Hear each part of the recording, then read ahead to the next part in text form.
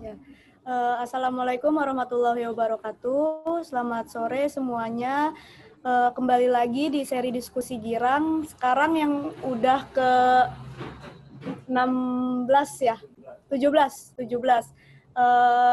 Seri diskusi girang itu digagas oleh Laboratorium Banten Girang bekerja sama dengan Perpustakaan Daerah Provinsi Banten dan Ikatan Pustakawan Indonesia Daerah Banten serta didukung oleh bim.co.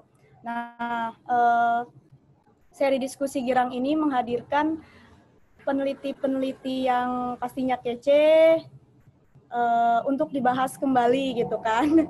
Untuk sekarang kita akan membahas soal tanda budaya dalam kuliner masyarakat Kota Serang, yang mana pematerinya itu dari Teh Diana selaku dosen linguistik FKIP Untirta.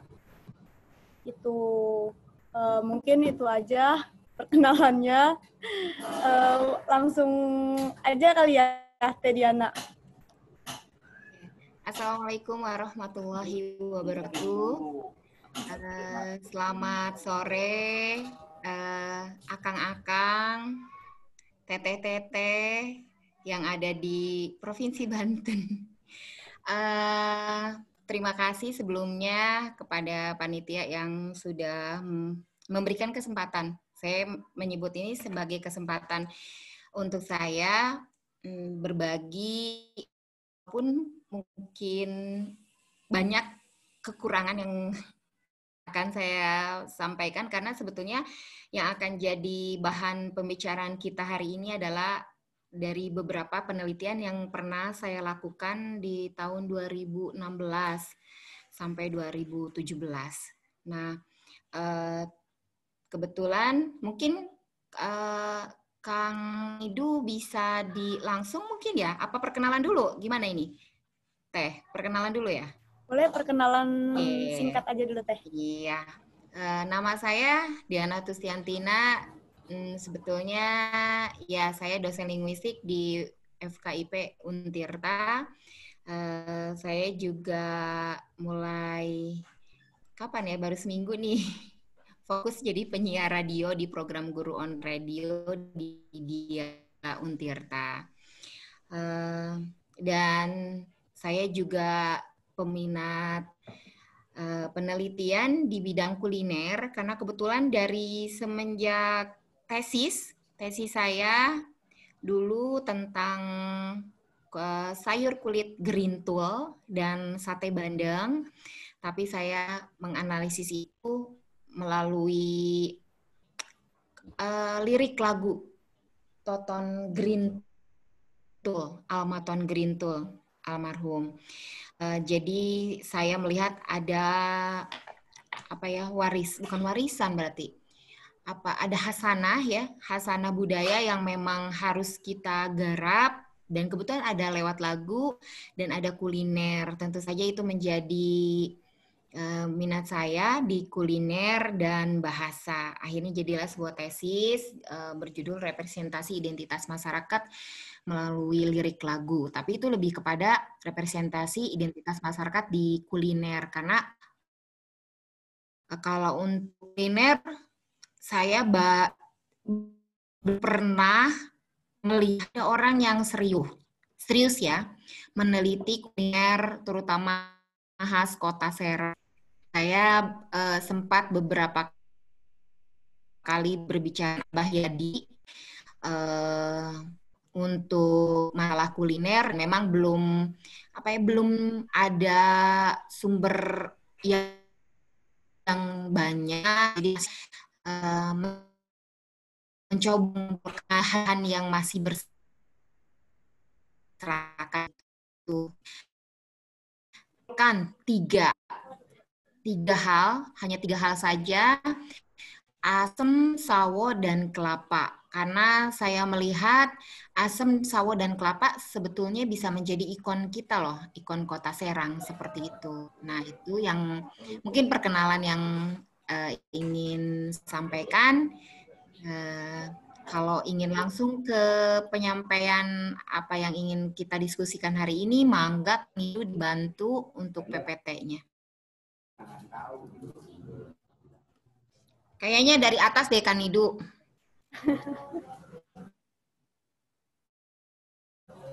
Dari ya. Mungkin langsung aja ya Teh ya. Tanda budaya dalam kuliner masyarakat.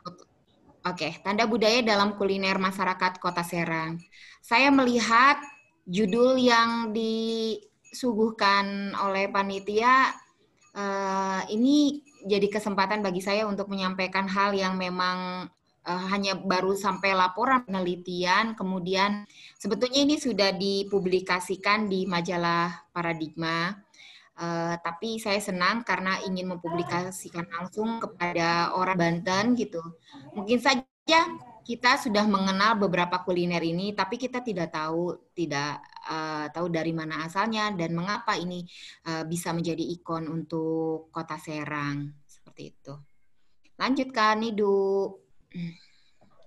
Oke, sebelum kita bicara lebih lanjut tentang tanda dan kuliner, saya ingin menyepakati ini yang saya tahu Kota Serang itu pembentukannya merupakan daerah otonom yang terbentuk di Pemekaran Kabupaten Serang berdasarkan Undang Nomor 32 tahun 2007 tentang pembentukan Kota Serang. Itu semenjak tahun 2007 terbentuklah Kota Serang.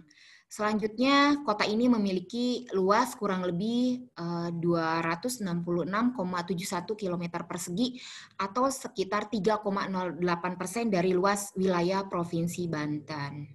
Oke, lanjut Kang Nidu.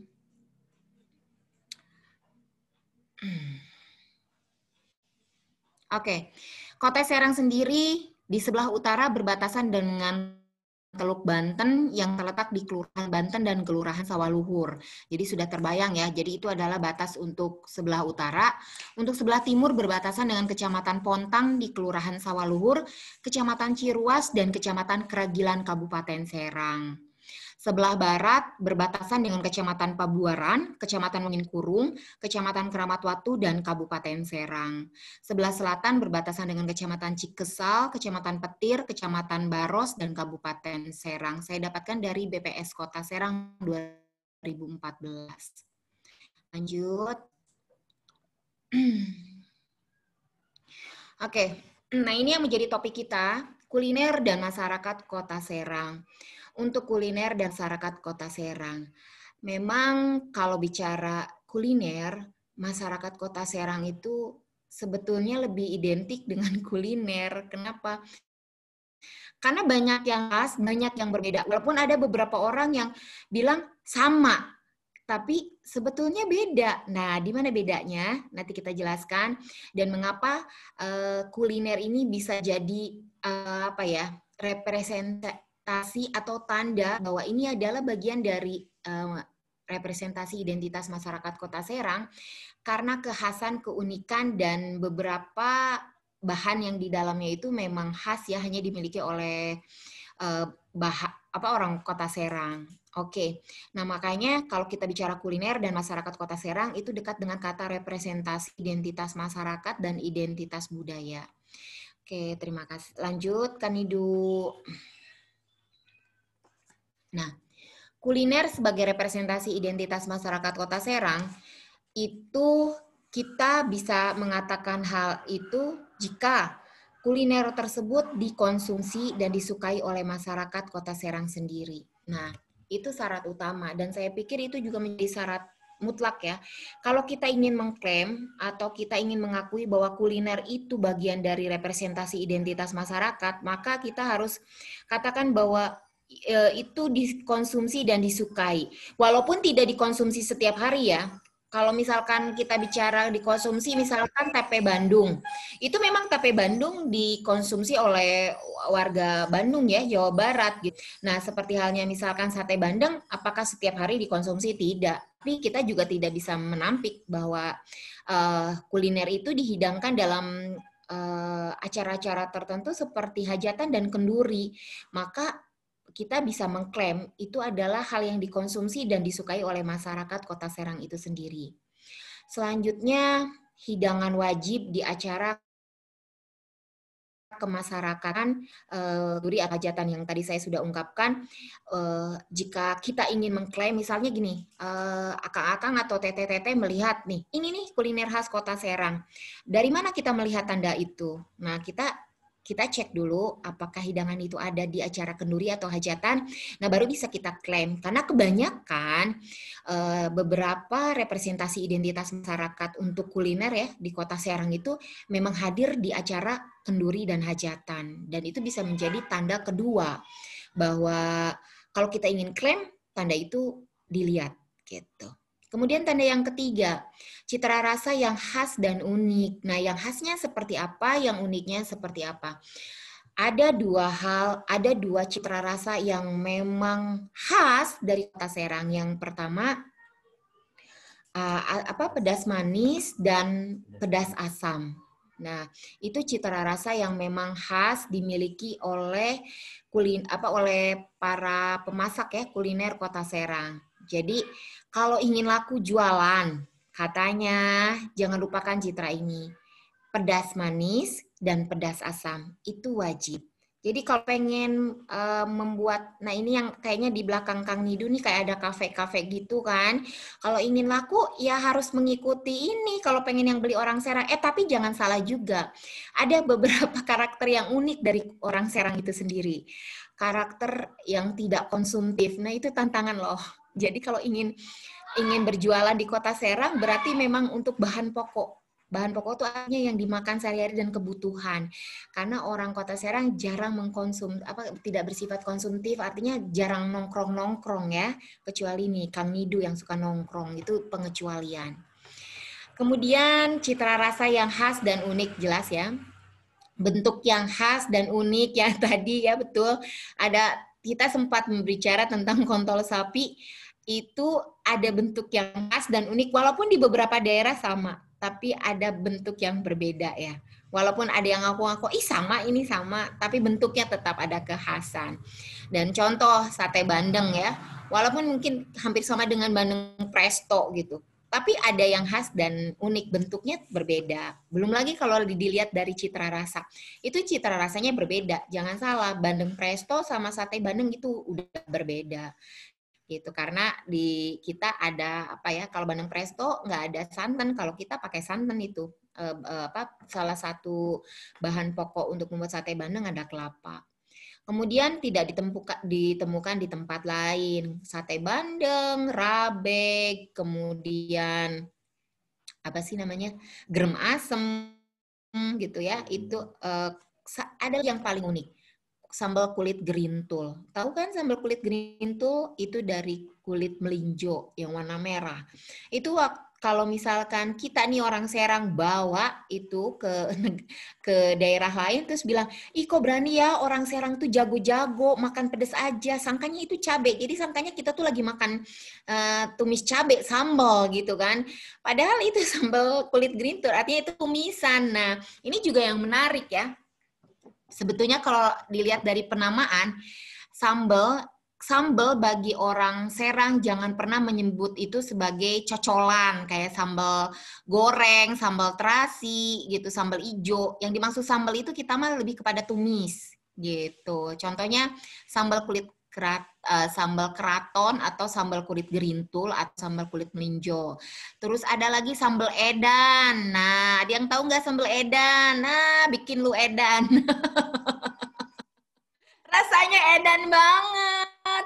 Saya tapi serius, itu ada. Sambal edan bisa, kalau misalnya penasaran pengen makan sambal edan, sebetulnya itu bukan, makanya disebutnya sambal, tapi sebetulnya itu lebih kepada kayak urap gitu. Jadi kalau yang disebut sambal itu orang Serang tuh masaknya kalau nggak ditumis diurap. Nah sambal edan itu bisa kita temukan di acara 4 bulanan.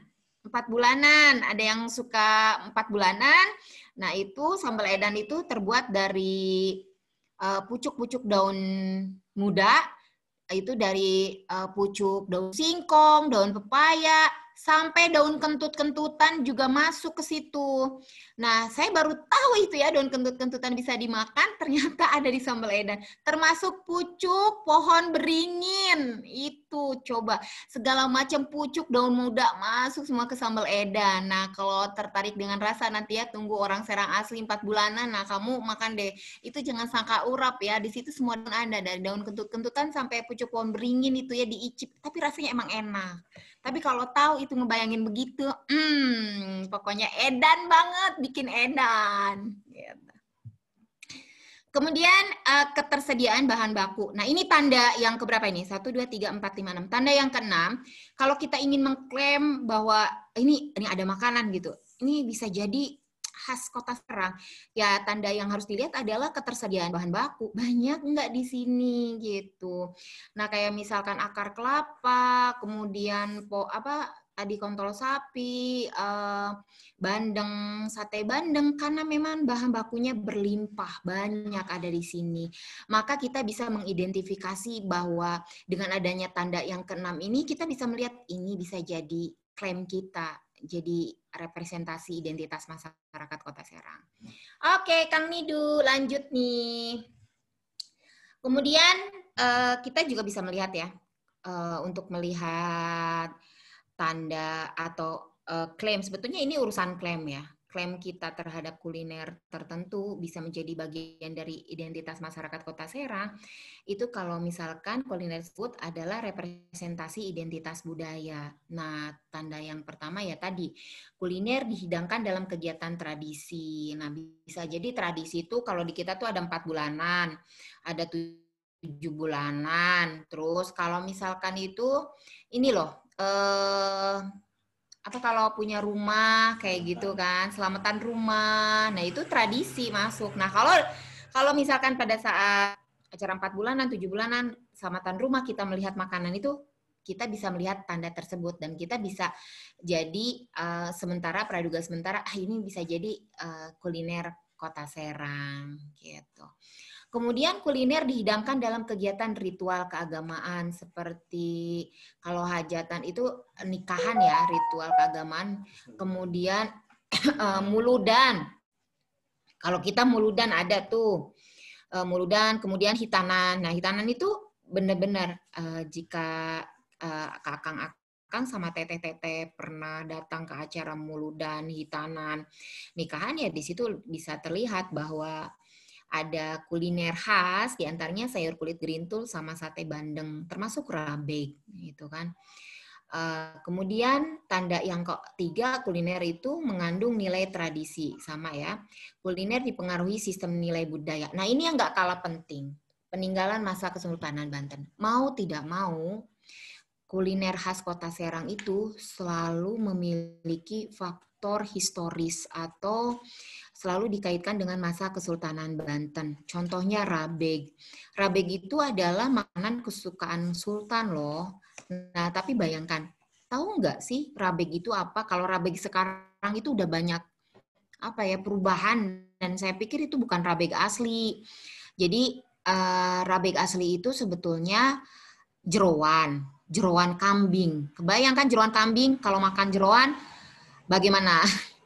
Bisa kolesterol, darah tinggi. Kebayang itu Sultan Banten. Boleh kolesterol, boleh darah tinggi, nggak boleh. Makanya gimana caranya Sultan Banten bisa makan enak, makan jeroan kambing ya, kedoyanannya itu, kesukaannya namanya Sultan, gimana aja, tapi tetap sehat. Nah, makanya diolah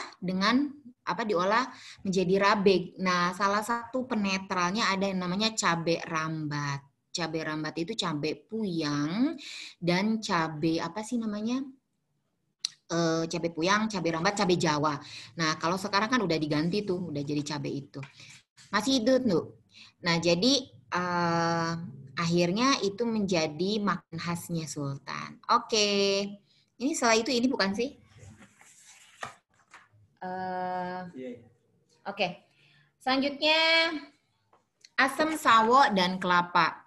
Nah, mengapa saya mengangkat 3 unsur ini? Asam, sawo, dan kelapa.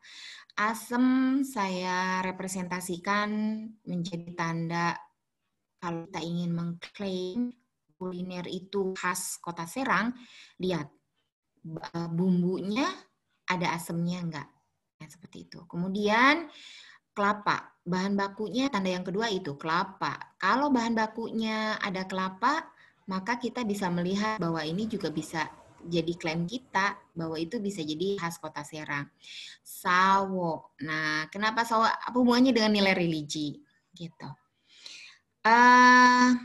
Jadi kalau untuk asam itu salah satu tanda yang bisa kita lihat bahwa kuliner itu bisa jadi identitas Kota Serang, bumbunya asam. Kalau untuk masakan itu asam mateng, asam Jawa. Tapi kalau untuk kue, asam mentah. Nah, itu wajib.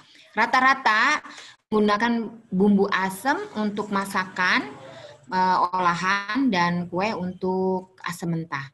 Kemudian kelapa, ini juga bisa jadi tanda kedua. Kalau misalkan kita melihat nih dalam masakan, waduh ini bahan bakunya kelapa, kita bisa mencurigai bahwa kuliner itu jadi representasi identitas masyarakat Kota Serang. Kemudian bukan cuma bahan bakunya kelapa ya, bisa jadi saripatinya atau santannya. Jadi kalau ada yang berbahan santan-santan, kita bisa mengklaim bahwa tanda itu hadir gitu, bisa jadi klaim kita gitu. Kemudian sawo. Nah, tahu nggak kenapa sawo ingin saya angkat?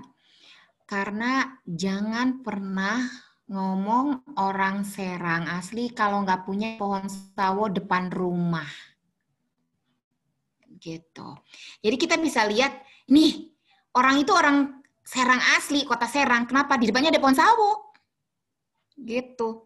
Karena sawo itu sendiri, jadi gini, kan sawo itu biasanya dimakan oleh orang dulu tuh pagi hari ya, sebelum makan. Jadi itu juga kan salah satu hal yang baik untuk kesehatan.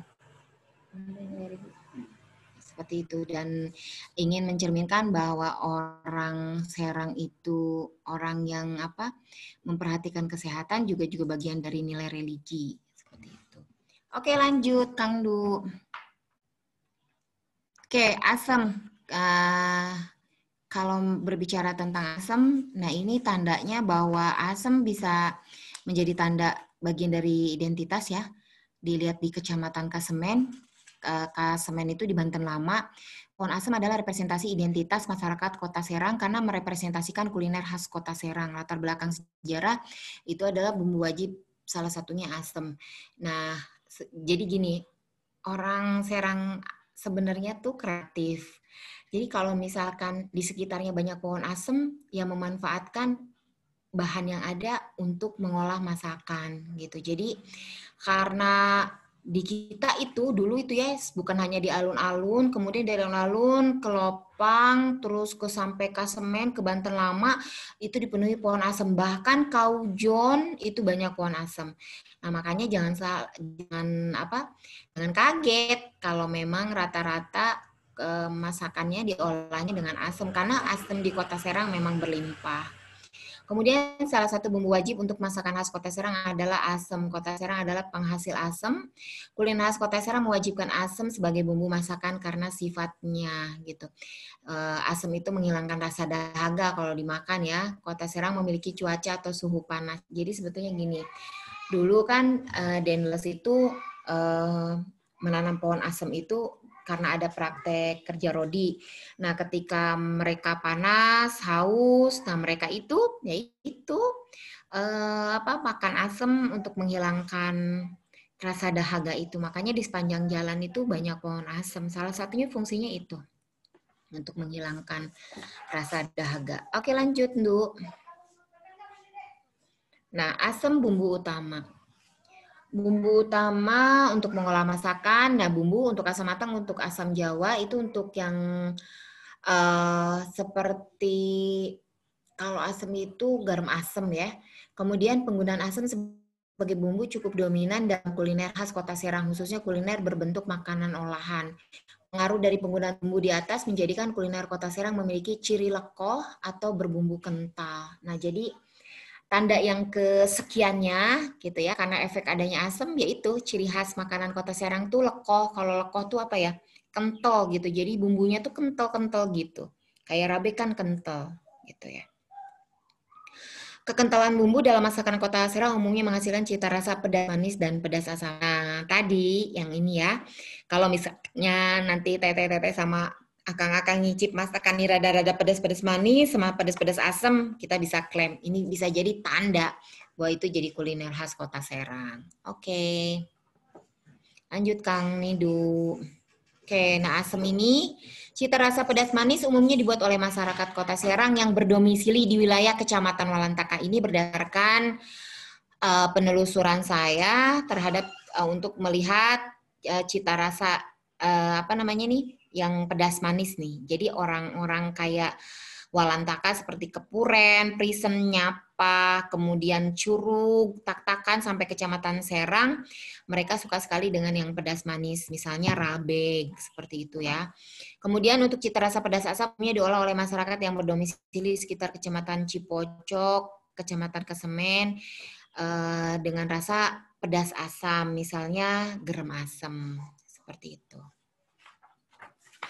Nah, ini contoh masih asam juga. Ini memang harus ini ya. Asam ini benar-benar ikon menurut saya. Jadi ikon Kota Serang tuh asam. Karena bahan dasar membuat kue itu adalah asam mentah. Contohnya di Gipang. Jadi yang ini Gipang ini banyak yang klaim. Ini ada makanan yang mirip di mana ya apa seperti Gipang di luar, tapi yang berbeda ini menggunakan asam mentah loh untuk nempelnya.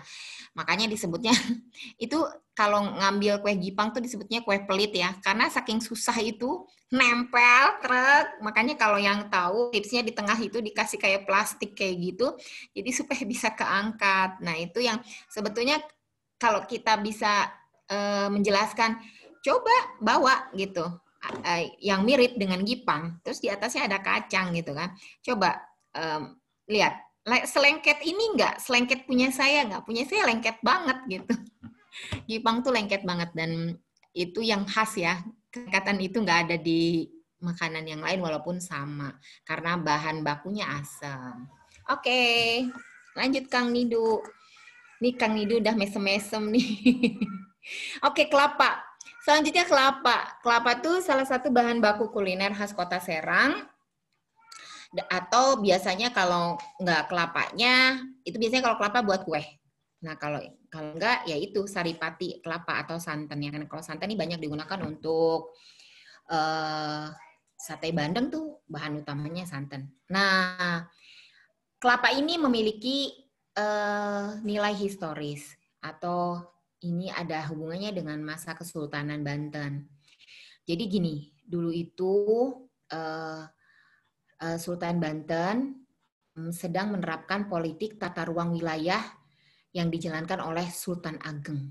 Jadi yang membatasi Sungai Cisadane. Nah, kalau ingin lihat pohon kelapa purba, itu lihat di sekitar Sungai Cisadane. Saya tuh pengen banget foto pohon kelapa di sekitar Sungai Cisadane.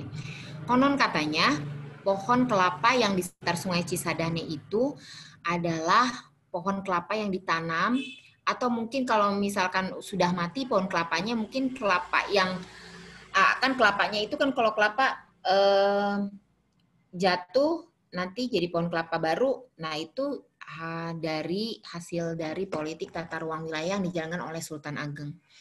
Nah, kemudian pelaksanaan politik ini memiliki tujuan sebagai pembatasan alami antara Banten dan Batavia dengan cara menempatkan penduduk di wilayah-wilayah yang terletak di perbatasan tetangga, yakni Batavia. Jadi saat itu Banten ingin membuat batasan antara Banten dan Batavia dengan, jadi kalau dulu pagarnya tuh pohon kelapa. Jadi pohon kelapa itu macam perbatasan. Kalau di Cina ada mungkin tembok besar, tembok Cina ya. Nah, kalau di Banten dia pakai kelapa gitu. Jadi Sultan Ageng tuh punya ide, ya udah tanam aja pohon kelapa berderet gitu. Itu sebagai batas antara Banten dan Batavia. Di bawah pemerintahan Sultan Ageng dilakukan pembukaan 30 dan 40 ribu hektar sawah dan beribu-ribu hektar tanah untuk dijadikan kebun kelapa. Saya dapatkan itu dari Guliot 2018 halaman 171. Jadi kalau memang, makanya Serang itu sendiri artinya kan sawah ya. Nah, kenapa kita disebut Serang ya karena memang itu kita tuh banyak sawah dan itu memang menjalankan politik tata ruang wilayah untuk menyatakan ini yang disebut Serang itu apa cirinya? Ada sawah.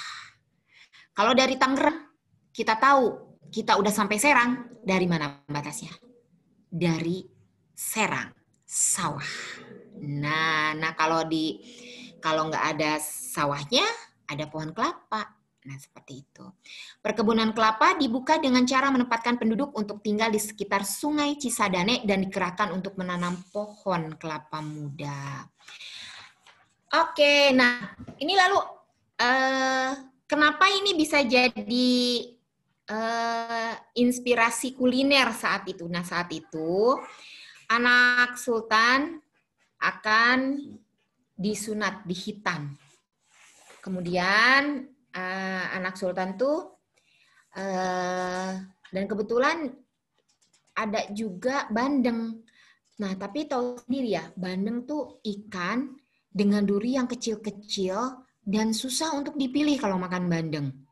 Gimana caranya coba sultan makan tanpa kerepotan? Nah, koki berpikir, kenapa enggak banyak berlimpah bandeng, kemudian kelapa, akhirnya si koki itu berpikir gimana caranya sultan dan anaknya dan tamu-tamu yang datang ke acara hitanan anak sultan bisa menikmati tanpa kerepotan memilih duri dari bandeng.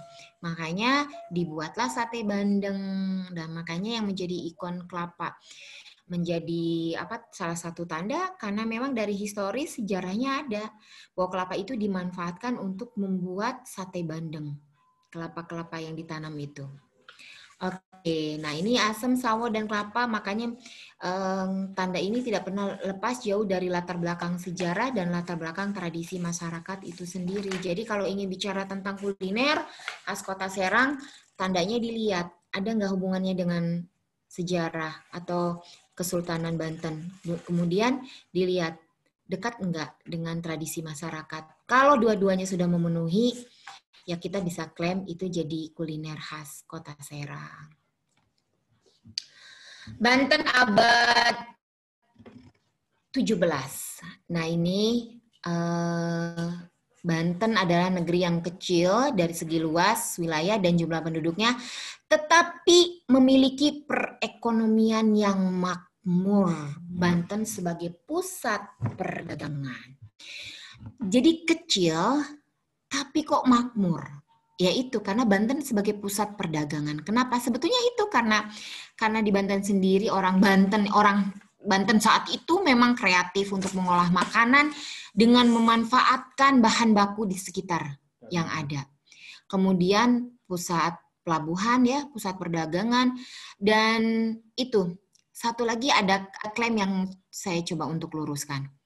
Kita itu katanya penghasil merica. Sebetulnya kita bukan penghasil merica.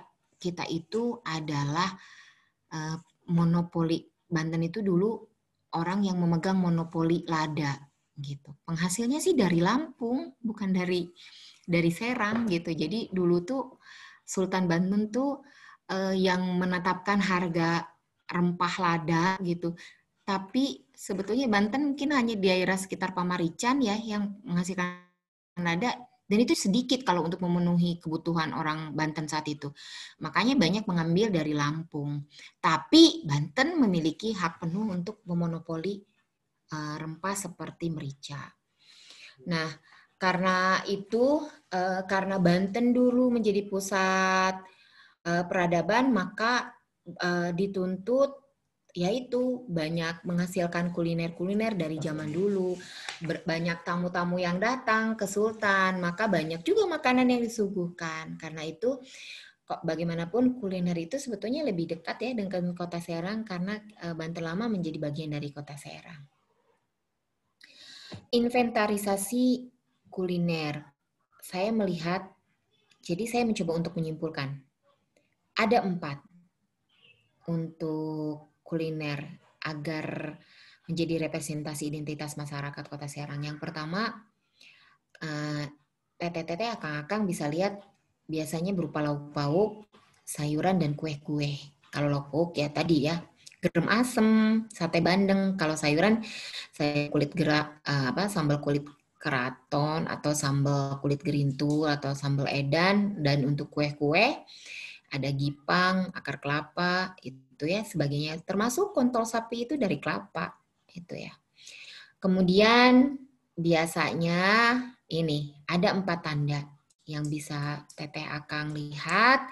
Yang pertama, peninggalan kesultanan. Ada latar belakang itu, tradisi, pengaruh luar, dan ketersediaan bahan baku. Nah, pengaruh luar itu karena dulu Banten ya menerima tamu dari Arab, dari Cina. Nah, itu juga dapat pengaruh karena bagaimanapun tamu harus dihargai. Maka kita mengenal kumbu ya. Dari itu sebetulnya ada pengaruh dari Cina. Kemudian reroten. Kalau tahu reroten tuh roti kering, itu biasanya ada pas Lebaran Idul Fitri.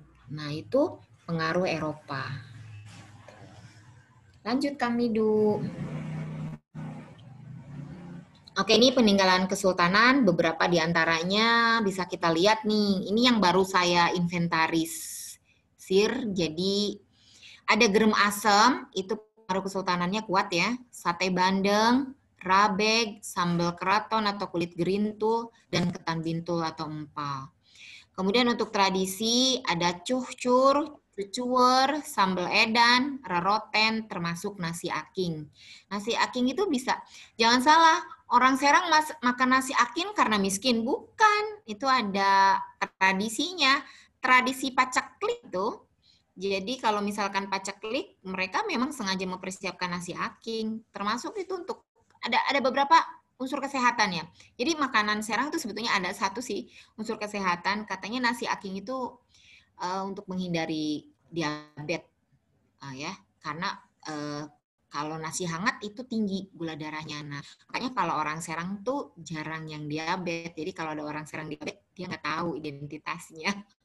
Karena sebetulnya kalau benar-benar mempraktekkan apa yang jadi tradisinya, dia jauh dari penyakit kolesterol, jauh dari diabetes, pokoknya ya sehat walafiat gitu. Pengaruh luar ada kumbu, ada rabeg, ada reroten. Nah, kalau rabeg sih dari Arab ya. Reroten dari Eropa dan kumbu dari Cina. Seperti itu. Ketersediaan bahan baku, pecak bandeng. Nah, ini kalau pecak bandeng nih, dia punya, kita bisa melihat tanda karena Serang tuh penghasil bandeng. Jadi wajar, melimpah. Maka pecak bandeng bisa kita klaim jadi kuliner khas Kota Serang. Dendeng, bontot, bakso ikan, emping, ceplis, kue satu, dan gipang. Karena memang ketersediaan bahan baku yang begitu banyak, maka kita bisa klaim bahwa tanda ini bisa jadi salah satu tanda untuk mengklaim kuliner Kota Serang. Oke, lanjut. Jadi kalau melihat tanda-tanda tadi, apa sih yang harus kita lakukan? Saya sebetulnya ingin mencoba melihat tanda dengan menggunakan teori Marcel Danesi dan Perron. Itu ada, mudah-mudahan bisa nyambung ya. Sedikit saya kaitkan dengan teori semiotik Marcel Danesi dan Perron. Jadi untuk melihat tanda gitu ada 3 tahapan yang harus kita lalui sebelum kita jatuh ke klaim. Yang pertama kepertamaan, kekeduaan, dan keketigaan. Ada tahap denotasi, tahap konotasi, sampai tahap anotasi. Jadi lalu bagaimana kalau ingin melihat tanda itu agar kita bisa mengklaim representasi identitas masyarakat? Kalau menurut saya kita harus melihat bukan hanya sekedar ke tahap kedua atau ketiga. Kedua, ketiga juga harus dilihat. Tahap denotasi itu pandangan orang, kalau kita melihat sesuatu, umumnya orang mengatakan demikian. Nah, kalau kita hanya melihat Kalau misalkan ada suatu buah benda hanya memiliki makna denotasi, maka kita nggak bisa menjatuhkan tanda itu untuk representasi identitas. Tahap kedua, kekeduaan. Ada yang namanya tahap konotasi. Nah, ini bisa jadi ketika kita melihat sesuatu atau benda, kemudian memiliki konotasi sesuatu atau benda itu, kita bisa baru mulai mengklaim bahwa itu bisa jadi tanda, itu bisa kita klaim sesuatu itu jadi representasi identitas masyarakat, suatu masyarakat. Tapi yang penting saya sih tahap anotasi yang dikaitkan dengan lingkungan sosial, yang maksudnya di sini bagaimana penerapan, bagaimana di masyarakat, bagaimana sesuatu itu ada gitu. Nah, kalau kita bisa melihat sampai tahap anotasi atau tahap ketiga, nah kita bisa melihat tanda itu menjadi penguat bahwa kita bisa mengatakan itu adalah khas Kota Serang, seperti itu. Nah, tahap pertama ini memandang ketiga pohon tersebut hanya sebagai pandangan umumnya, gitu ya. Pokoknya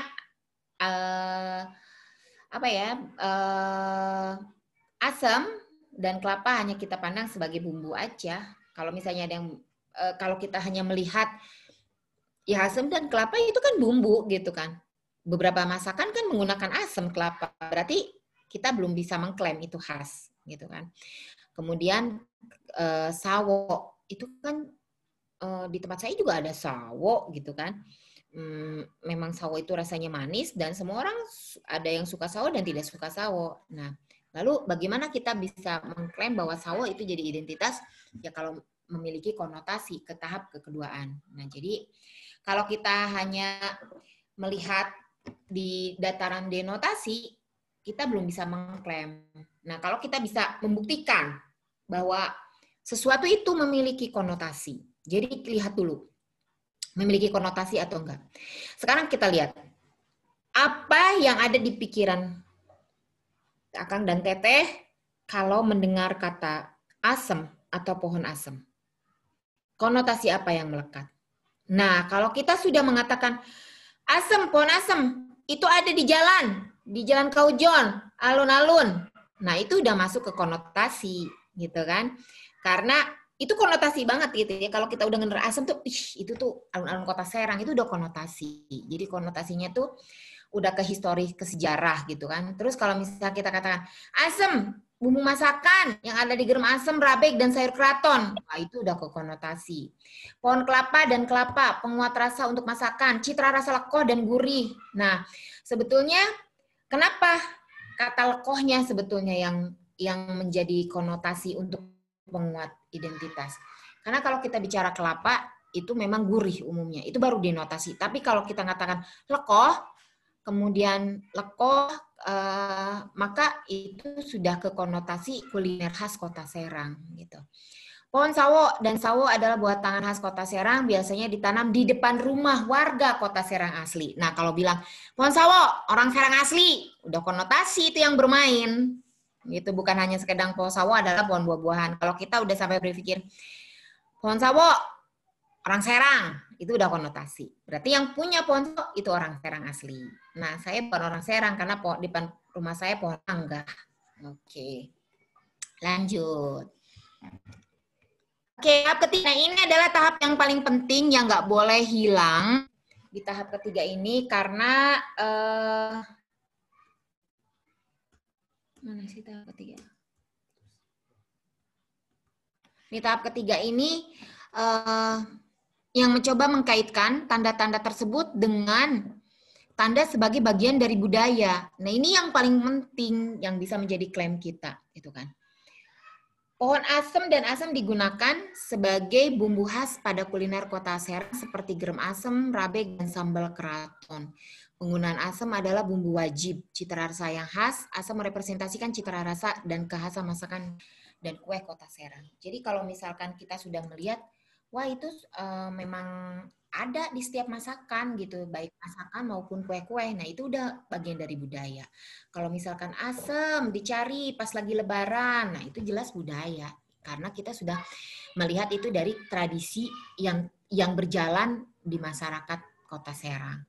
Kemudian penggunaan kelapa atau saripati kelapa adalah bahan utama dalam pembuatan kuliner khas Kota Serang yang biasanya disuguhkan ketika tradisi berlangsung untuk ritual pernikahan, ritual keagamaan, khitanan, dan syukuran.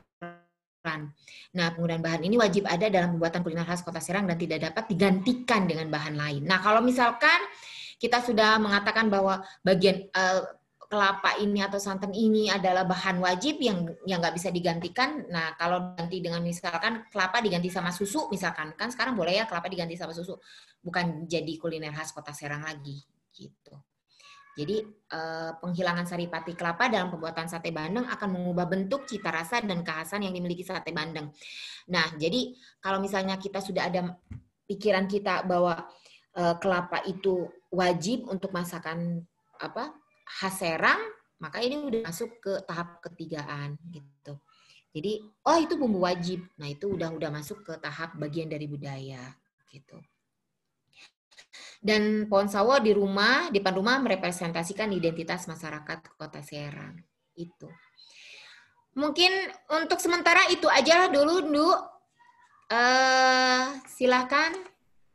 Ini hanya mencoba untuk menyimpulkan saja bahwa ada nilai historis pengaruh kesultanan. Ya, ini latar belakang sejarah abad 17.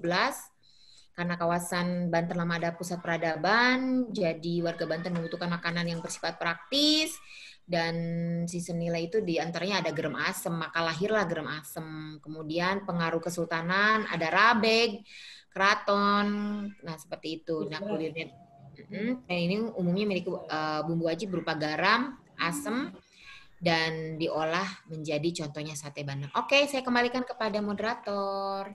Oke, terima kasih Teh Diana pemaparannya. Jadi gimana teman-teman, lidah sama pikirannya udah bergetar-bergetar gitu kan, ngebayangin sate garam asem bagaimana, dan segala macamnya itu dengan bumbu-bumbu yang ini. Sebenarnya ini ada pertanyaan dari Bang Eping, tapi karena moderatornya saya, jadi saya mau nanya dulu pertanyaan saya. Boleh ya? Ya tadi Teh Diana kan udah menyebutkan gitu. Ini kita mulai dari pas zaman kesultanan gitu, ada bumbu-bumbu segala macam. Sebenarnya ini ada yang mau saya tanyakan terkait lada, tapi tadi sudah sedikit disinggung. Ya walaupun Banten itu hanya memonopoli harga lada, tapi kan setidaknya lada itu sempat singgah gitu di Banten gitu. Memangnya tidak ada makanan-makanan yang mengandung lada gitu. Karena tadi kan hanya asam, sawo, sama kelapa. Gimana Teh? Kalau untuk merica dan lada, sebetulnya itu juga bagian dari representasi identitas masyarakat Kota Serang. Hanya saja belum saya ungkap lebih jauh. Betul, itu betul sekali. Rabeg itu salah satu bumbunya dari merica juga ya, lada. Dan banyak, memang merica itu banyak terdapat dalam olahan masakan masyarakat Kota Serang.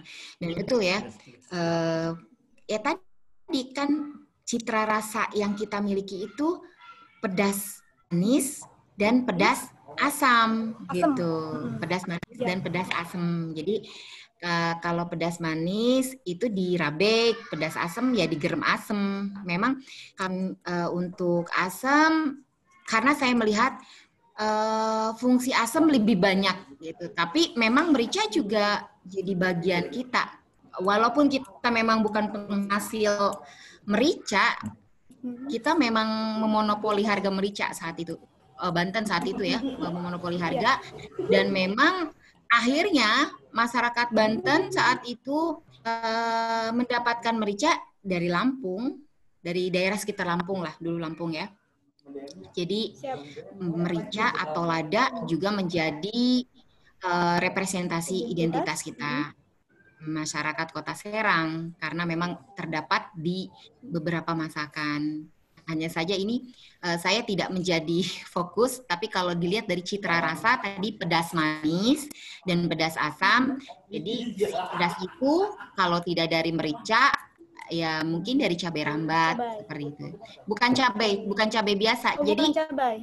Cabai rambat itu cabai apa ya? Cabai puyang, cabai Jawa. Jadi kalau beli tuh di pasar itu biasanya satuan, harganya tuh pokoknya 3 biji cuma harganya 2.000, mahal banget. Makanya yang sekarang itu bukan sih? Kayak cengkeh gitu loh, lebih kayak bukan cengkeh. Jadi kayak pohon merica. Jadi bentuknya kayak merica, tapi merica yang belum diprotulin ya. Jadi kayak pohonnya kayak pohon sirih, kayak gitu, mirip. Karena memang kayaknya ini ya, satu jenis dengan merica, dengan pohonnya seperti pohon sirih. Si cabenya itu kayak merica yang masih muda. Nah, itu cabai rawit, cabai puyang. Kalau nggak salah harga satuannya tuh pokoknya 2.000 tuh kalau nggak 1 biji apa 2 biji gitu loh, mahal. Jadi ya itu yang sebetulnya ingin saya bahas lebih lanjut diantaranya satu sawah,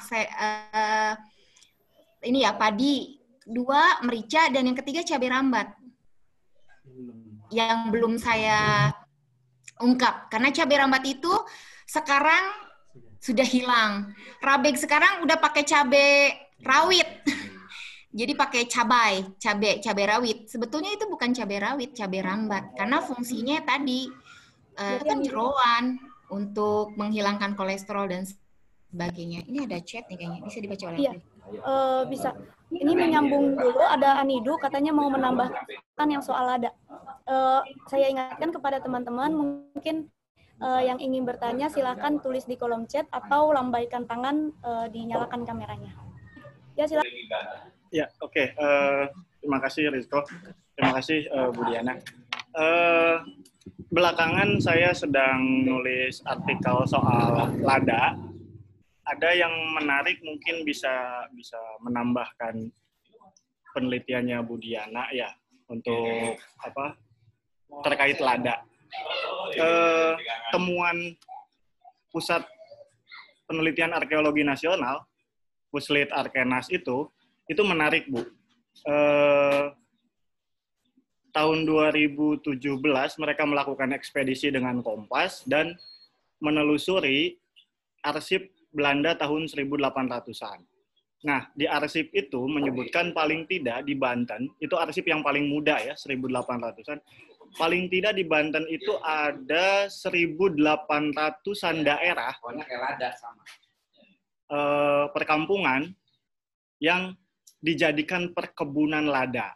Itu tersebar di Gunung Pulau Sari, Gunung Karang, Gunung Asepan, yang ke sininya berbatasan dengan Kabupaten Serang, daerah Ciamas sana.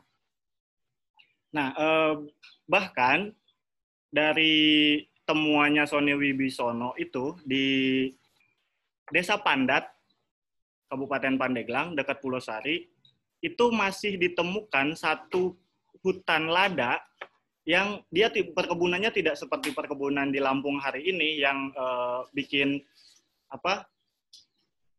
pakai gula-gula, pakai turus gitu, pakai tiang-tiang ya. Tapi ditanamnya dibiarkan merambat di pohon dadap. Jadi sebelum mereka menanam lada, sebelumnya mereka menanam pohon dadap lebih dulu.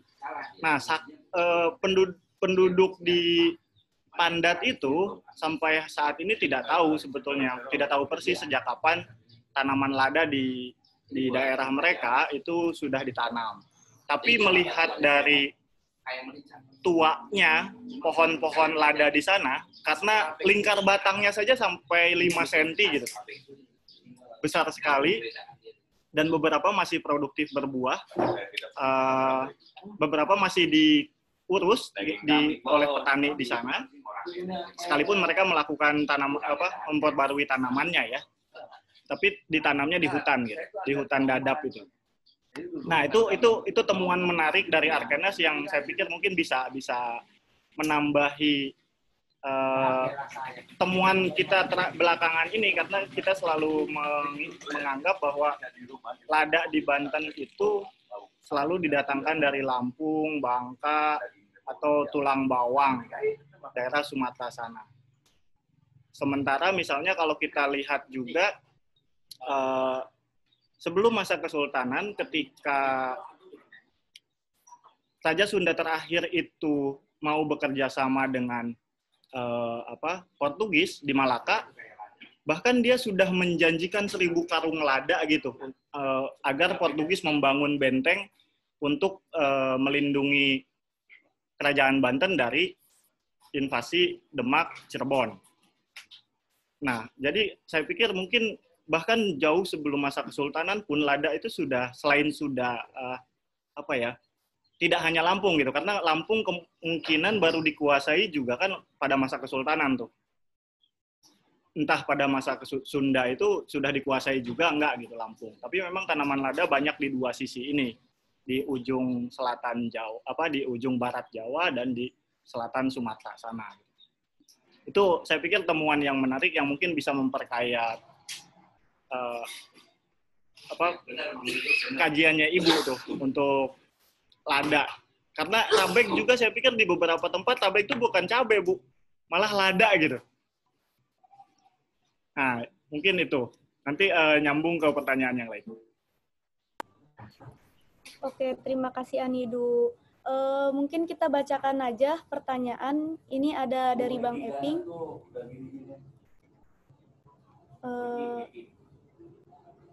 Nggak ada. Nggak ada yang lambai. Saya bacakan dulu aja dari pertanyaan Bang Eping. Bagaimana jika makanan khas itu juga terdapat di daerah lain, misalnya Gipang, di daerah Pandeglang juga ada. Itu gimana, Bu?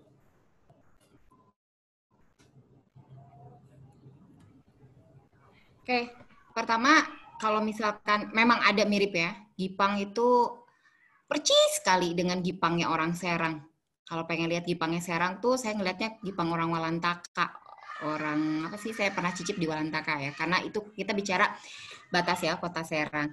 Tapi memang kalau untuk Pandeglang, karena kita masih satu wilayah Banten ya, dulu kalau lihat dari historis, kemungkinan bisa sama, karena kita memiliki latar belakang historis yang sama, sejarah yang sama gitu.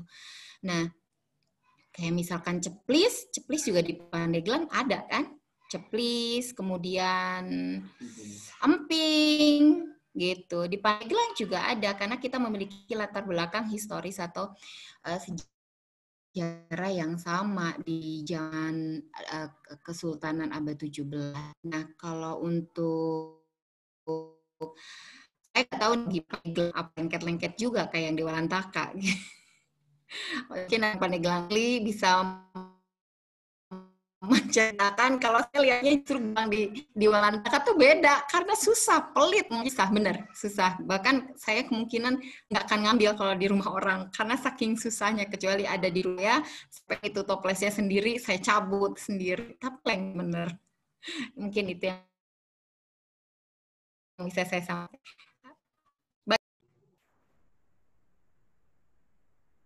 Oke, terima kasih. Selanjutnya ada dari Anuril, apa makanan yang ada di Serang dengan nama yang cenderung aneh? Cabai rawit, bedanya dengan cabai Jawa.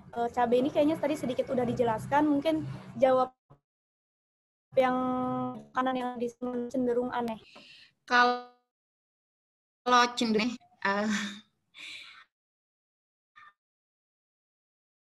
jadi mungkin anehnya apa ya? Contohnya mungkin kotel sapi aneh kali ya. Bagi kita aneh gitu. Orang sendiri nggak aneh, kontol beber. Kemudian banyak sebetulnya ya.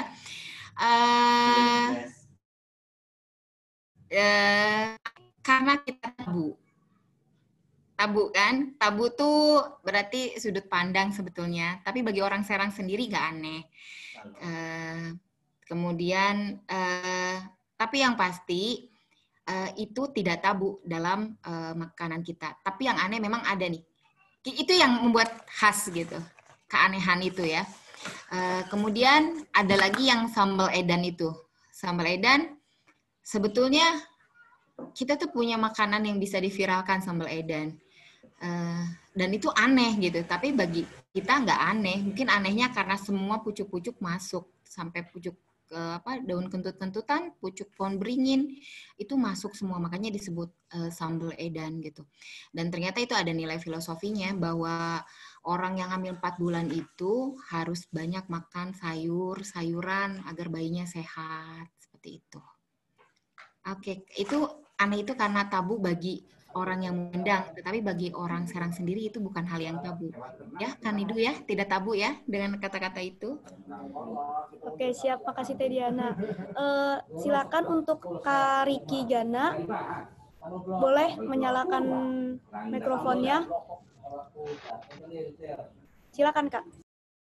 Terima kasih. Tes ada ya. Terima kasih Teh Rizko, Bu Diana.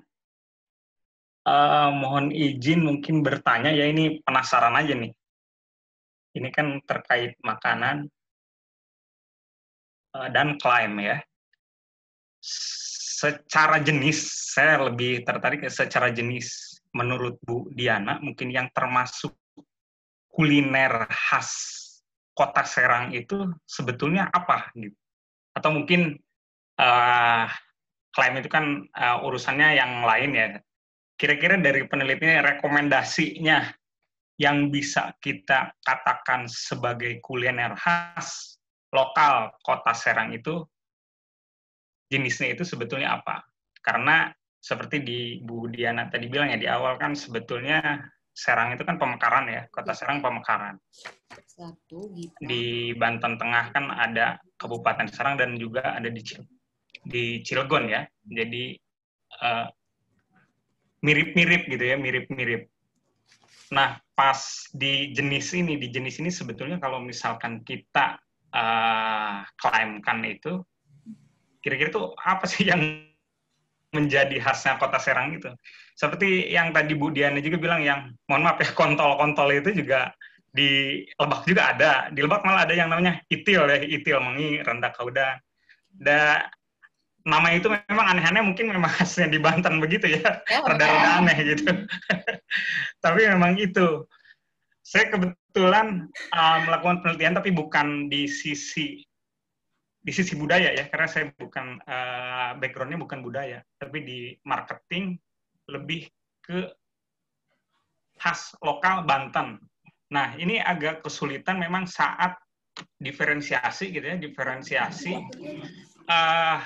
makanan khas yang di tiap-tiap daerah itu apa gitu. Jenisnya ya. Karena hampir di semua daerah di Banten ini juga mirip-mirip. Kayak tadi kontol sapi di Pandeglang juga ada ya. Saya temukan nih. Walaupun ada yang kontol bebek gitu apa ya. Terus Gipang ada juga, bakso di Maliping juga ada bakso ikan. Pecak bandeng memang bukan hanya di Kota Serang kan, di Cilegon juga ada. Nah, itu. Jadi ada irisan-irisan gitu. Nah, kembali ke pertanyaan tadi, apakah mungkin ada rekomendasi atau mungkin sudah ada penelitian yang menyebutkan bahwa khas kuliner Kota Serang itu apa gitu. Itu saja mungkin sementara. Terima kasih Bu Diana dan Teh moderator, Teh Rizko. Oke, sebetulnya ya itu yang jadi PR kita bersama untuk memikirkan kalau dilihat dari batas Kota Serang. Yang saya tahu sebetulnya sudah ada ya klaim, saya pernah dengar tapi saya lupa nih. Kalau tidak salah untuk klaim kita itu kalau untuk Kota Serang kue ya yang saya tahu itu ada kue satu dan kue Gipang. Sebetulnya ada 3, cuma saya satu lagi lupa ini. Kue satu dan kue Gipang. Nah itu yang diklaim. Kalau untuk makanan itu Kota Serang itu kalau untuk masakan ya, masakannya sate bandeng dan sambal kulit gerintul. Sambal keraton. Jadi saya sih sebutnya lebih suka sambal keraton karena memang itu punya latar belakang histori sebagai makanan khas para sultan ya.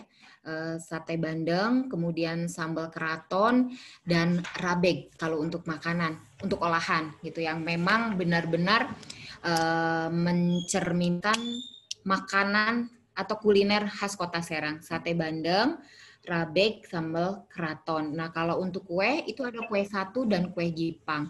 Nah, kalau bicara tentang itu sama, ada juga di Cilegon, kemudian ada, jangan jauh-jauh, Kota Serang dengan Kabupaten Serang. Nah, itu sama, Kota Serang dan Kabupaten Serang hampir banyak yang sama. Sate Bandeng juga ada di Kabupaten Serang ya. Tetapi tidak jadi masalah karena kita juga memiliki latar belakang historis yang sama gitu. Latar belakang sejarah yang sama gitu. Cilegon juga dekat dengan Kota Serang gitu. Dan Pandeglang juga memiliki kedekatan dari historis dari latar belakang sejarah. Kemudian kita juga bisa mengklaim sebetulnya untuk klaim-klaiman sesuatu bisa disebut menjadi bagian dari kita kalau memang itu dikonsumsi dan disukai oleh masyarakat itu sendiri. Nah, itu kita bisa klaim gitu. Kemudian yang kedua, kalau untuk Kota Serang, khusus untuk Kota Serang, itu dikaitkan dengan tadi masa Kesultanan Banten gitu. Karena rata-rata masakan yang jadi khas yang akhirnya kadang sekaligus menjadi tradisi karena memang tadi ada faktor historis seperti itu. Mungkin itu yang bisa saya tambahkan untuk pertanyaan. Mungkin yang lain bisa menambahkan. Oke, tapi makanan ritual yang tadi disebutkan itu apakah sudah pasti menjadi makanan khas daerah situ, Teh? Yang ritual yang mana? Ya, misalkan tadi saat ada ritual 4 bulanan atau ritual-ritual kematian misalkan. Ada makanan itu dan itu bisa dipastikan nggak makanan yang wajib di ritual itu adalah makanan khas dari daerah itu sendiri? Kalau untuk kue Bugis itu kue Bugis itu yang saya tahu itu ada untuk ritual misalkan. Nah, kue Bugis salah satu kuliner yang wajib ada di setiap ritual keagamaan maupun upacara adat adalah kue Bugis. Nah, saya dapatkan itu sebetulnya dari beberapa acara, kemudian saya dapatkan pernyataan juga dari informan saya. Jadi kue Bugis juga menjadi kuliner khas karena wajib ada di setiap ritual keagamaan. Nah, kemudian ada juga sih sebentar. Nah, itu juga ada di misalkan kalau untuk sate bandeng dan sambal raton itu ada di acara pernikahan. Dan kalau untuk kue, ada satu lagi nih kue nih, aduh saya lupa. Ada Bugis, terus apa ya? Yang mirip Bugis tuh apa ya? Saya lupa.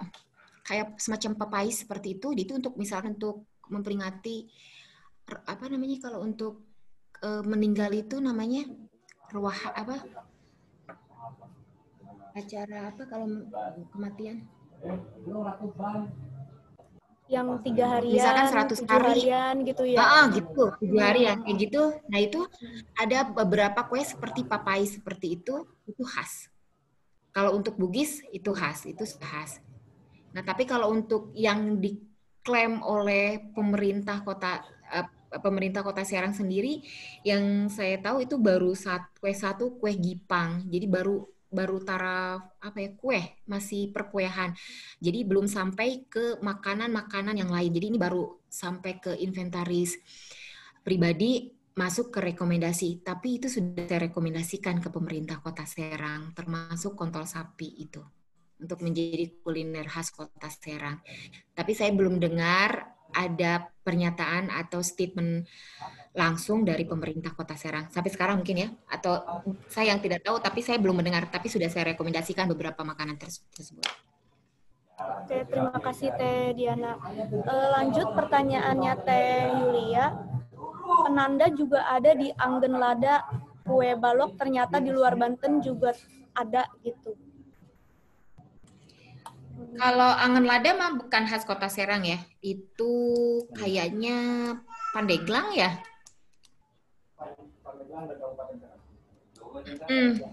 Anggen Lada mah bukan kita ya.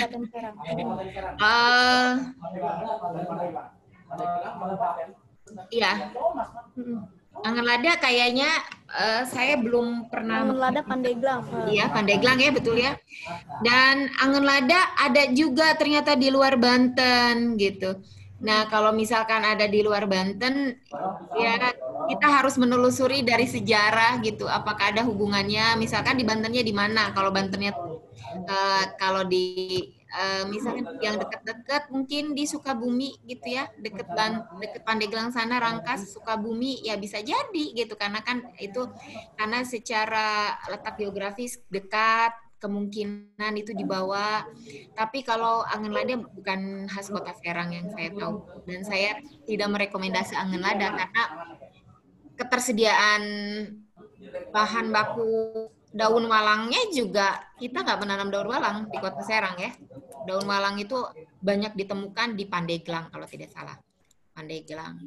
Dan mungkin di ya sekitar Pandeglang ke sana banyak daun walang. Itu Angan Lada itu yang pakai daun walang ya? Secara fisik saya nggak tahu sebenarnya. Rizko. Cuman ya Angan Lada tuh, Angan Lada tuh, jadi gini, Angan Lada tuh rabegnya versi orang Pandeglang. Jadi itu jeroan kambing, dikasih daun walang. Fungsinya itu untuk menghilangkan bau manehna. Bau manehna, bukan bau manehna tuh bau kambing. Jadi kan beberapa masakan ada yang nggak suka dengan bau kambing. Nah, kalau pakai daun walang, jangankan 3 lembar, 4 lembar, 1 lembar aja itu udah menghilangkan bau. Jadi benar-benar nanti baunya tuh bau walang. Makanya disebut daun walang tuh karena bau walang gitu ya. Dan itu rasanya enak. Jadi katanya kalau masak Angan Lada nggak usah pakai bumbu apa-apa, cukup ya itu bahan utamanya kencur, cabe yang banyak, pedas, ya itu cita rasanya tetap sama, pedas gitu. Cuman yang itu khasnya ada daun walang itu, Angan Lada. Ya mirip-mirip itu ya, mirip-mirip dengan tabek sebetulnya kan Angan Lada itu ya. Cuman itu warnanya merah, kalau rabek hitam gitu, merah. Beda ya? Beda, cuman kalau itu versinya orang Banten, orang Serang mah kalau punya daging jeroan di rabek, kalau Pandeglang di Angan Lada. Bahan bakunya aja yang sama ya? Sama, tapi permukaan bentuknya beda, rasanya beda. Kalau itu rabek pedas manis, kalau itu pedas saja. Ya, kalau tidak salah yang sudah disertifikasi jadi warisan budaya tak benda itu di Angan Lada tuh sudah, terus apalagi sate bandeng tuh sudah gitu. Nah, tabek juga sudah. Ya cuma semuanya dari provinsi gitu. Kita memetakan ini dari kabupaten mana kan masih belum tahu ya, karena di warisan budaya tak benda di nasional itu berangkatnya dari provinsi. Ya sebetulnya kalau melihat, kalau misalkan identitas provinsi, kayak misalkan peyem khas mana? Khas Bandung kan, gitu kan? Bukan dari Sukabumi karena memang adanya di Bandung gitu kan? Pengennya kita kayak gitu kan? Peyem Bandung, jadi rabeg Serang gitu kan? Rabeg Serang, wela pokoknya mau di kota Serang atau di kabupaten rabeg Serang. Kalau misalkan di Cilegon itu ada apa sih bebek tuh? Bebek Cilegon tuh apa sih yang terkenal? Cilegon. Sate bebek. Cilegonnya mungkin ya. Nah itu ya, justru yang kalau Cilegon saya agak sulit. Kalau Cilegon agak kesulitan tuh. Kalau kota Serang kita masih bisa menelusurinya. Kalau saya lihatnya susah-susah, kenapa nggak ada tersediaan bahan baku dan sejarah gitu. Kita ngelihat pokoknya di Serang tuh, kalau misalnya dari jalan tol, kita udah nyampe Serang, apa cirinya coba, Teteh Rizko. Ya itu. Aku lihat cuman sate bandeng. Bukan, maksudnya kalau di jalan tol. Kita udah nyampe mana nih gitu. Kalau misalnya dijemput nih udah sampai sini. Kita udah lihat itu udah nyampe di Provinsi Banten, ya itu udah banyak sawah. Kalau sawah, serang. Nah, kayak gitu. Itu cirinya gitu loh. Sebetulnya ya sekarang yang jadi masalah bukan hanya kita mencoba untuk merepresentasi identitas masyarakat, tetapi sekarang bahan bakunya juga sudah mulai hilang. Kemudian saya belum pernah melihat buku resep sultan. Resep masakan sultan atau apa gitu, mungkin di kafenya Endu gitu ada di situ pilihan, tapi ada kayak pengetahuan mencoba untuk menginventarisir beberapa resep yang benar-benar khas, yang aslinya gitu, karena sekarang sudah tidak khas lagi karena yaitu rabegnya saja sudah kehilangan bumbu aslinya gitu. Dan kayaknya perlu lebih lanjut tadi kalau untuk melihat salah satu tanda itu jadi identitas kita, lihat aja ketersediaan bahan baku di kita ada atau enggak. Itu yang paling mudah sebetulnya, tanda itu yang dilihat menurut Bu Diana. Sama selain apa namanya, selain bahan baku yang tersedia, karena kemiripan daerah, lokasi, geografisnya juga kayaknya ya Teh ya. Persamaan makanan-makanan tadi. Ini kan tadi kan itu perluasan dari kabupaten. Jadi awalnya Kabupaten Serang ya sama dengan Kota Serang. Hanya setelah ada pemekaran, ada otonomi itu, maka Kota Serang menjadi Kota Serang. Dan otomatis masakannya sama. Dan Kabupaten Serang ya dulunya bagian dari Provinsi Banten gitu. Jadi apa yang khas di Provinsi Banten ya khas di Kota Serang gitu. Berarti yang menjadi bagian dari Provinsi Banten bisa jadi karena dulu ada kesamaan historis. Ya kalau sekarang kan pemekaran. Jadi karena kita jadi bagian menjadi kota baru, Kota Serang, ya wajar aja kalau makanannya mirip sama Kabupaten Serang. Terus apakah klaim itu hanya dimiliki satu tempat? Nah itu yang jadi pertanyaan kita. Nggak bisa juga karena kita kan punya kesamaan historis. Kalau misalkan bilang kue atau sate Bandeng khas Serang, nanti orang Kabupaten Serang, itu juga khas, emang nggak boleh. Karena memang mereka kan punya bahannya juga. Masa kita mau klaim itu punya saya? Kamu nggak punya, orang kita dulu sama-sama di Banten kok, gitu kan. Hanya saja sekarang kita ada di Kota Serang, di Kabupaten Serang, gitu. Dan sebagian di Kota Cilegon. Kota Cilegon juga sama itu, ada sambal kulit gerintul, ada kayaknya nih, gitu. Oke, siap Teh Diana. Ini sepertinya ya. Kang Ubay sudah semangat banget ini mau berbicara. Silakan Kang Ubay. Assalamualaikum. Terima kasih, Rizko, Sadayana. Teman-teman, saya mau tanya ini ke Bu Diana, adakah biji-bijian dan ikan selar dalam kuliner di Provinsi Banten? Saya menemukan misalnya di novelnya Azhari, Kura-kura Berjanggut, itu penguasa Banten di awal abad ke-16, 1597, itu menyambut Cornelis de Houtman di bukunya Azhari itu dengan masakan dari ikan selar. Kemudian si penguasa itu melaksanakan semacam jamuan makan malam dan banyak biji-bijian yang dimakan kemudian ditutup semacam mungkin di wadah, ditutup kain, kemudian raja ataupun tamu itu memasukkan tangannya ke balik kain yang menutup biji-bijian itu lalu memakannya gitu. Tapi memang Azhari di Kura-kura Berjanggut itu tidak menjelaskan biji apa, masakannya seperti apa, tidak detail seperti itu, hanya menyebutkan biji-bijian. Lalu ada makanan dari ikan selar. Nah ini yang apakah sampai sekarang ada misalnya di Banten yang bahan bakunya itu ikan selar selain dibakar biasa ya, maksudnya dalam konteks keraton, makanan keraton yang menggunakan bahan baku ikan selar. Pertanyaannya itu aja Teh. Terima kasih.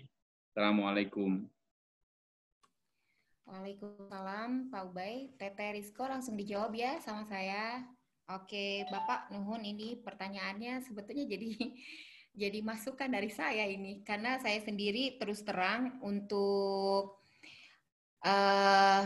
biji-bijian saya pernah dengar nih Pak. Jadi awalnya seperti ini. Saya tuh mencoba merekomendasikan untuk Kota Serang aja, sebetulnya bukan Banten ya Pak. Kota Serang tuh asem, sawo, kelapa. Harapan saya, jadi kalau di pintu gerbang tol itu disambut tiangnya itu pohon kelapa. Gitu. Jadi kayak pilar pohon kelapa gitu kan ya. Kemudian nanti di kota sudah ada pohon asem. Nah, pohon sawo ini yang mulai hilang gitu kan. Nah, harapan saya kalau misalnya orang Serangnya udah nggak mau nanam di depan rumah, saya mau pohon asem itu ada di instansi-instansi pemerintah gitu. Sebetulnya itu biar jadi representasi identitas Kota Serang.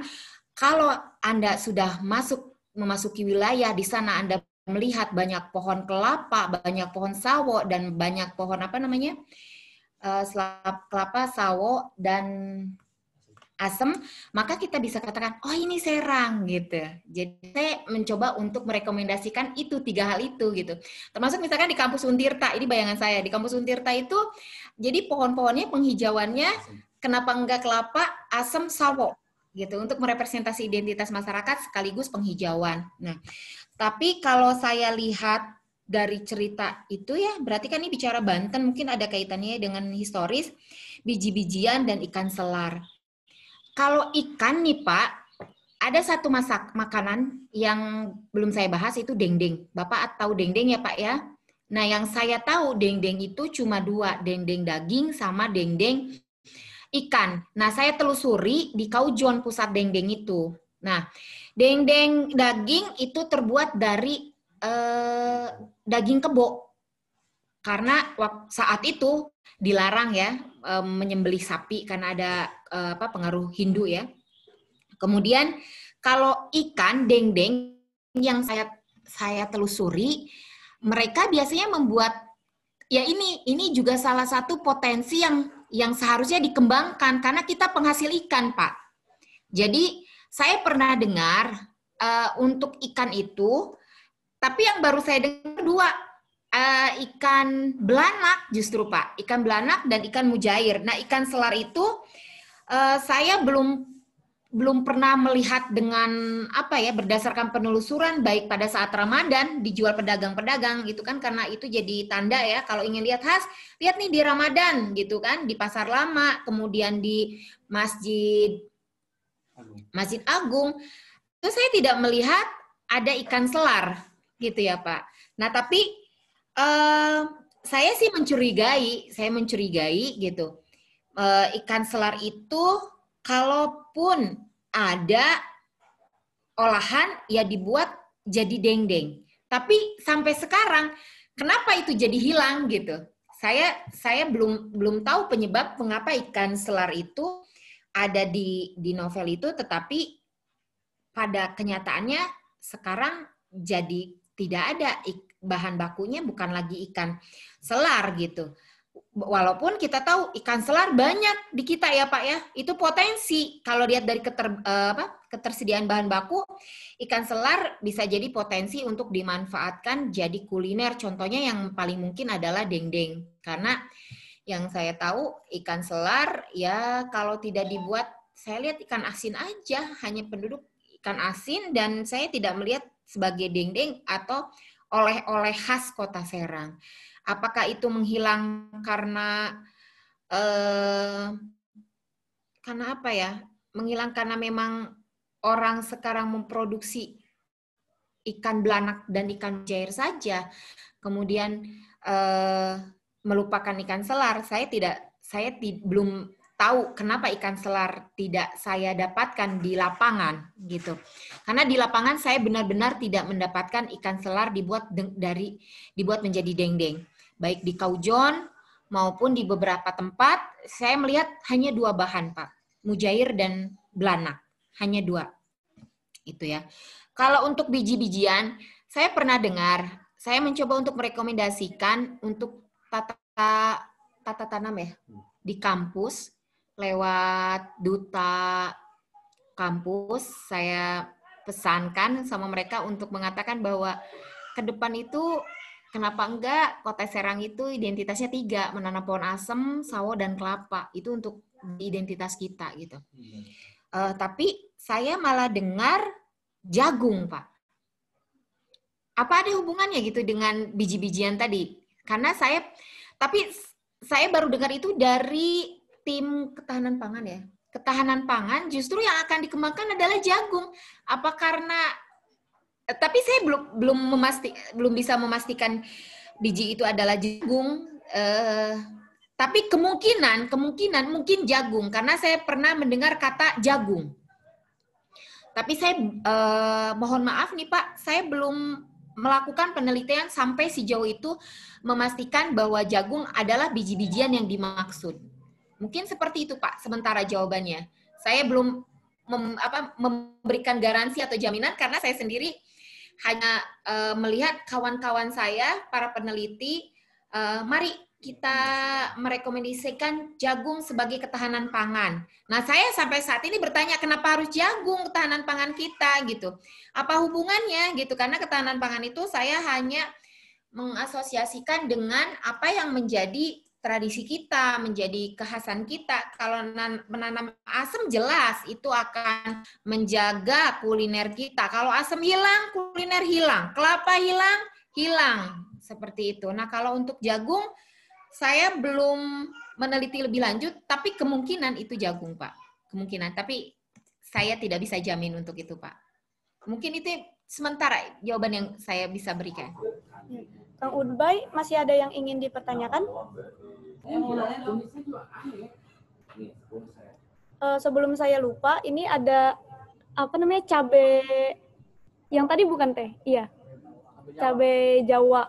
Ya, cabai rambat. Cabai rambat. Mungkin di foto biar bisa dikirim. Ya, itu cabai rambat itu, betul cabai rambat cabai. Iya, itu cabai rambat itu. Cabai rambat. Ya, itu cabai rambat, cabai puyang. Ini wanginya khas banget. Rempah-rempah banget. Ya, itu biasanya ada di jamu-jamuan juga. Itu untuk banyak khasiatnya. Oke, Kang Ubay masih ada yang ingin ditanyakan? Satu lagi. Silakan, Kang. Di Kura-Kura Berjanggut juga disebutkan bahwa kapal pertama Cornelis de Houtman yang singgah di Banten ketika pulang itu membawa pala, puli, dan cengkeh. Ya. Di 5 kapal, cengkeh, pala, dan puli. Puli. Nah, saya belum tahu puli itu apa ya, ketika searching di Google misalnya, kok puli yang dimaksud kulit pembungkus biji pala, apakah dibedakan? Betul. Menurut Erlang, kulit pala apakah dibedakan antara kulit dengan palanya ketika itu? Atau sampai sekarang seperti apa posisi si puli ini? Apakah bisa dimasak kulit pala? Terima kasih. Oke. Kayaknya Kang Nidu ini yang bisa menjelaskan. Kang Nidu, saya ampun kalau untuk sastra ini saya jadi meraba-raba ini. Kalau untuk sastra butuh bantuan. Karena saya juga mengatakan biji-bijian jagung juga itu berdasarkan apa yang dilakukan teman-teman saya untuk ketahanan pangan. Karena ketahanan pangan harus berbasis kearifan lokal, seperti itu. Tapi saya tidak yakin apakah jagung itu yang dimaksud dengan biji-bijian. Tapi kalau jagung memang dekat juga dengan masyarakat Kota Serang, gitu kan? Karena banyak makanan yang terbuat dari jagung kita itu.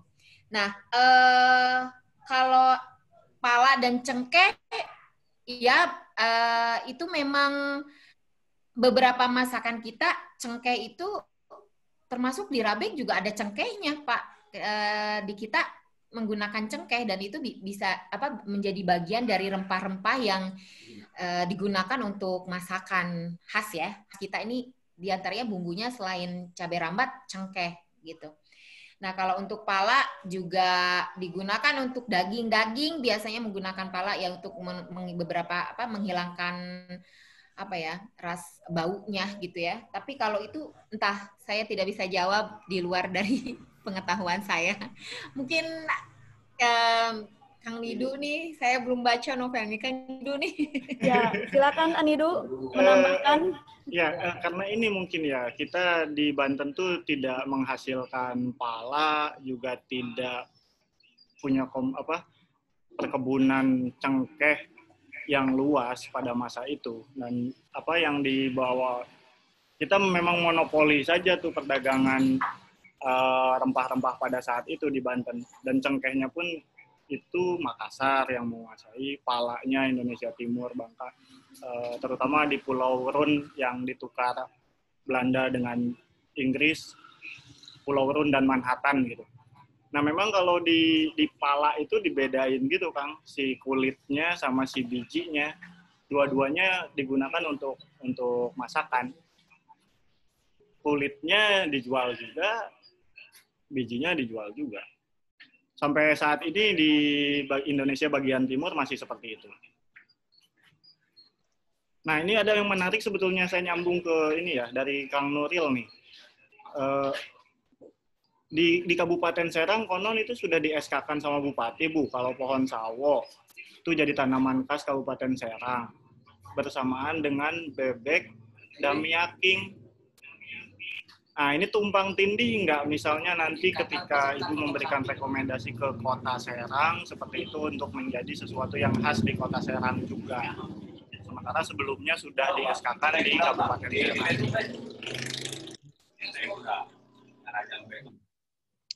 Kalau lihat tumpang tindih atau enggak, kalau saya sih rekomendasi, nggak tahu ini kalau berdasarkan aturan, apakah ada aturannya dari pemerintah bahwa khas Kota Serang nggak boleh dimiliki Kabupaten Serang. Sedangkan mau nggak mau kita memiliki historis yang sama. Ini hanya karena kita ada pemekaran. Jadi kita nggak bisa menghindari itu gitu. Jadi bisa jadi makanan khas Kabupaten Serang juga ada di Kota Serang gitu. Karena ya ini aja, karena kita dampak dari aturan tadi yang baru saya umumkan ya di awal, kita jadi Kota Serang tahun berapa, tapi kita punya sejarah yang sama gitu. Ya masalah itu sih saya nggak tahu ini kebagian hukum Pemda ya, tapi yang saya tahu saya jadi ingat. Jadi yang di Kota Serang yang sudah diinikan kue Gipang, kue satu, kalau nggak salah sawo satu lagu. Jadi Kota Serang dan Kabupaten Serang sepertinya memiliki kuliner yang sama gitu. Dan memang Kabupaten Serang kenapa lebih dulu? Karena memang Kabupaten Serang dulu yang ada sebelum Kota Serang. Dan Kota Serang kalau tidak salah ini baru diumumkan setelah di tahun 2000-an ya Pak Kang Nidu. Jadi bisa jadi sama, dan itu nggak tumpang tindih karena memang kita punya latar belakang sejarah yang sama, dan geografis dulu kita juga kan di tempat yang sama, hanya karena ada aturan baru kita kena dampaknya jadi di tempat yang berbeda, tapi sebetulnya kita dulu satu gitu. Ya, terima kasih Teh Diana. Mungkin ada pertanyaan lagi, silakan. Atau tanggapan, boleh diketik atau nyalakan kamera dan mikrofonnya. Mungkin satu pertanyaan lagi, karena mengingat waktu udah mau maghrib.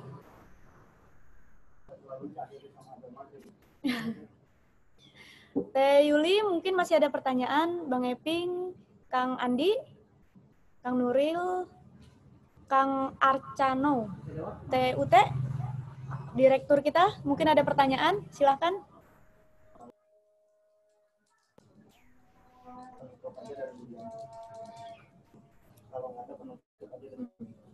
Mungkin kalau nggak ada, aku mau minta penutup, statement terakhir dari Teh Diana. Silakan Teh. Oke, terima kasih kepada terutama panitia yang Banten Girang ya, Lab Banten Girang. Saya senang saya diundang. Nanti sering-sering aja mengundang, terutama untuk membicarakan kuliner.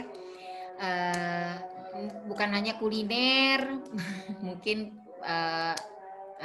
Teh Rizko, Kang Nidu bisa mengundang saya mengenai situasi pendidikan di Provinsi Banten yang kebetulan sekarang menjadi target saya.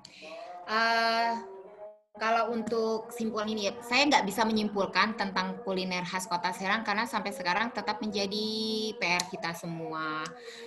termasuk rempah-rempah. Rempah-rempah saja belum tuntas. Jadi kalau kita bicara kuliner, diawali dari rempah-rempah, kemudian beranjak ke bumbu, beranjak ke resep masakan, kemudian baru kita ada klaim gitu ya. Tapi saya juga ingin ada misalkan kajian bersama, masih ada nggak sih kuliner khas itu gitu. Jangan, dan satu-satunya catatan yang terbaik adalah tulisan. Kita masih tahu itu ada biji-bijian dari karya sastra, dan mungkin masukan buat Laboratorium Banten Girang membuatkan resep kuliner khas Kota Serang agar jika nanti suatu saat pohon asem hilang dari Kota Serang, pohon sawo hilang dari rumah-rumah penduduk Kota Serang, kemudian sawo juga hilang dari rumah penduduk, kita masih bisa mengingat bahwa kita memiliki kuliner khas diantaranya tadi. Jadi arsip Paris yang baik mungkin hanya dengan tulisan, kemudian catatan-catatan, dan saya sebetulnya ingin, bukan ini ya, saya sedang menunggu orang yang tertarik untuk membuat resep masakan, terutama untuk resep masakan yang ada latar belakang sejarah aja dulu, misalkan kayak rabek, sate bandeng gitu. Jadi ada semacam deskripsi singkat atau buku resep masakan Sultan yang lagi tren, seperti itu. Mungkin itu aja yang ingin saya sampaikan. Terima kasih dan mohon maaf dengan keterbatasan karena memang penelitian kuliner saya terhenti di tahun 2018. 2019, nah kebetulan saya memiliki kajian lain selain kuliner, jadi sempat terhenti, dan saya bersyukur saya bisa kembali mengingat penelitian yang pernah saya lakukan. Terima kasih sudah memberikan fasilitas pada saya. Terima kasih banyak. Mohon maaf atas segala kekurangan dan keterbatasan yang saya miliki. Ya, terima kasih Teh Diana. Kita juga mohon maaf. Sebelumnya tadi kita juga sedang merancang PPKD, pokok-pokok pikiran kebudayaan. Memang belum selesai, tapi udah mau tahap final. Mungkin ini jadi rekomendasi juga buat kita untuk menambahkan. Terima kasih Teh Diana, terima kasih kepada teman-teman yang sudah selalu hadir di setiap seri diskusi Girang. Jangan bosan. Iya, ini statement terakhir, sebelumnya kita akan foto bersama. Silahkan nyalakan kamera. Kita akan foto bersama. Karena zamannya virtual, jadi kita fotonya virtual, teman-teman. Boleh bergaya. Foto bersama dulu.